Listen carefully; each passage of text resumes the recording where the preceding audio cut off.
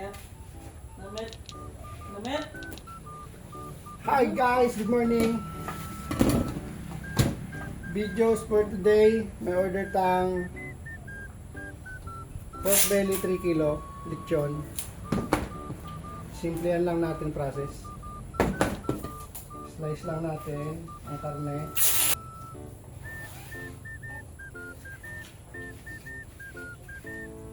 Purpose nito guys, para manuot yung lahat ng dry ingredients natin papasok sa kaloob-looban ng karne para malasa siya. Wala namang tamang sukat, basta may slice lang. Iwasan natin guys makatagos sa balat. Yan, yun na to.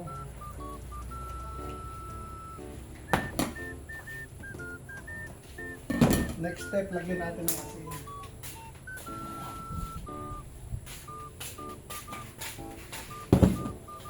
Mga ano siguro, 2 tablespoon.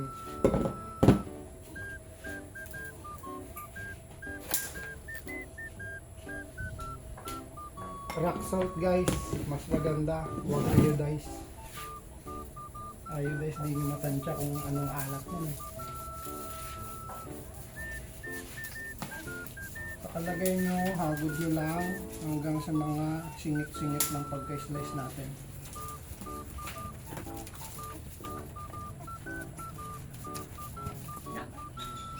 Next, dry ingredients. Hindi ko na sabihin ano, ratio nya. Basta ito, combination nya. May garlic powder, onion powder, sinigang mix, lahat ng pwedeng pangpalasa. Lagay nyo paminta, tsaka syempre Ajinomoto.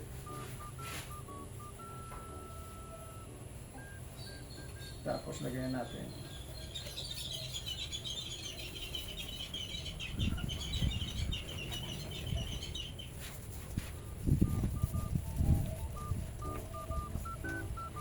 sa iba guys, naglalagay pa ng olive oil bago ilagay yung dry ingredients para daw kumapit yung dry ingredients. Pero sa akin, hindi na ako naglalagay. Kumakapit naman siya, oh. Kapit na kapit niya.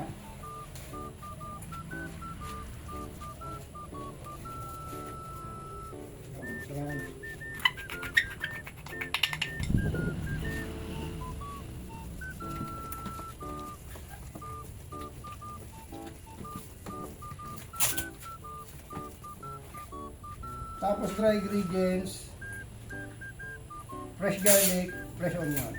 Kuha tayo.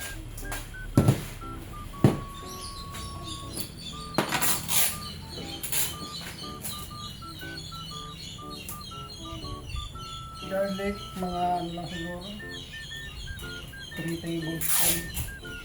Yung naka ano na siya, naka grind.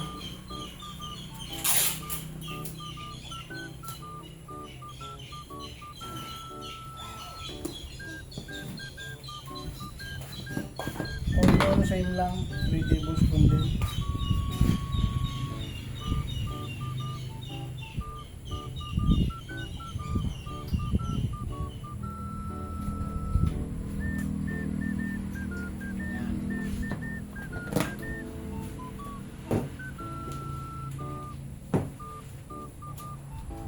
Siyempre, kalat natin ulit.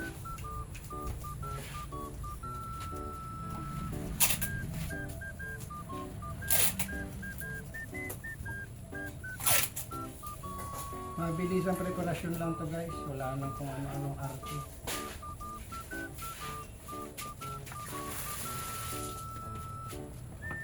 Kailangan maisiksik nyo rin yung mga fresh garlic sa mga pinag-slicean.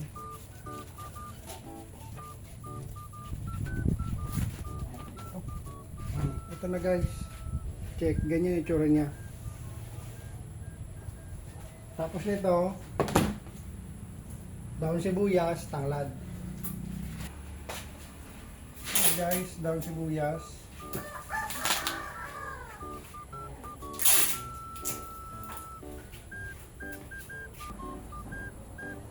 Next, tanglad. Kalimutan pag nag-aantay tayo ng kalat niya doon. Ano ba to? Masarap to lechon kung namamarinate. Pero ako di ko na minamarinate. Kasi sa panglasa ko parang same lang din. Pero mas masarap daw nakamarinate. Ah. Hindi, pwede man din. Next guys, tanglad. Mas maraming tanglad, mas masarap daw. Sabi nila. Hindi, mas masarap talaga pag maraming tanglad. Tapos, babasagin natin yung puno para labas yung tatas.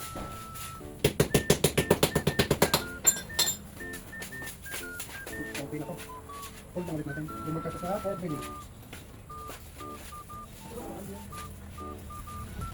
Ang ibang alat lang ako tinatali ko na para hindi masyadong magulo pag nagtali. Pag nilagay ng sinugod-ugod ko.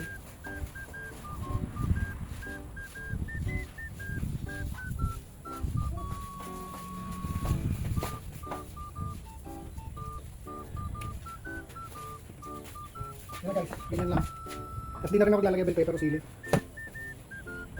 After nito, ginagawa ko, ganyan, tapos tatahiin ko. Bukod sa tahi, pupunta dito, may pakita ko. Ay karayom. Yung pantahi to sa ano eh, sako ng pala. Hindi.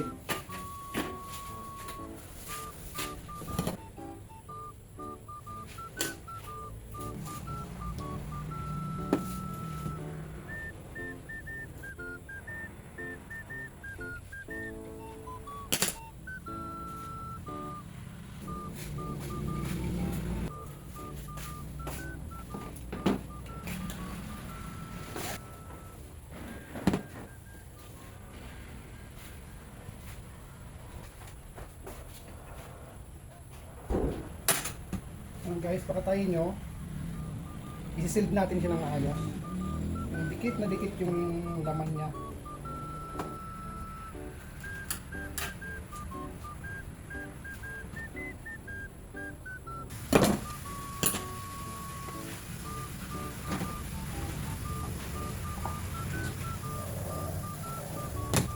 Balikan niya yung pagkatahi ko guys.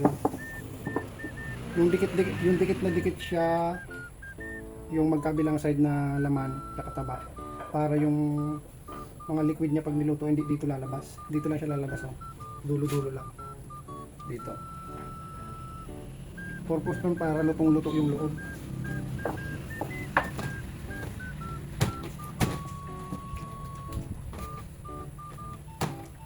Tapos lang tayo na to guys. Tatalian pa natin siya.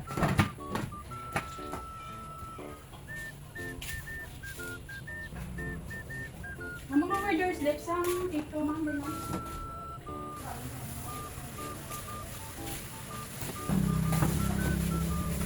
After natin talian, ayusin lang yung tali.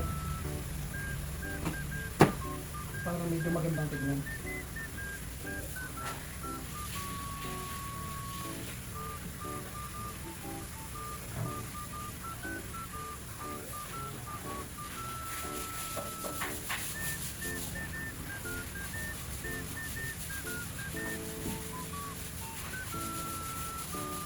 Yan na guys.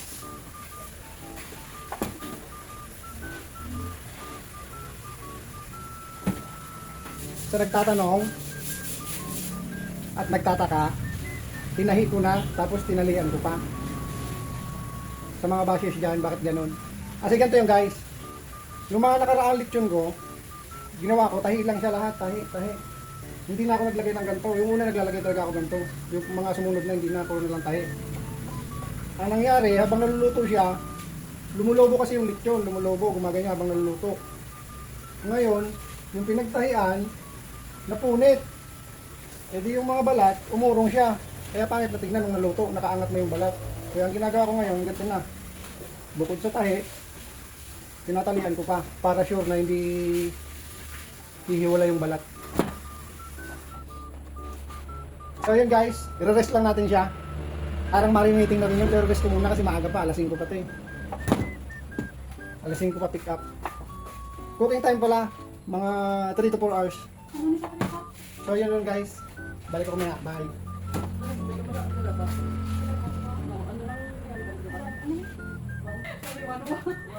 one to start, one to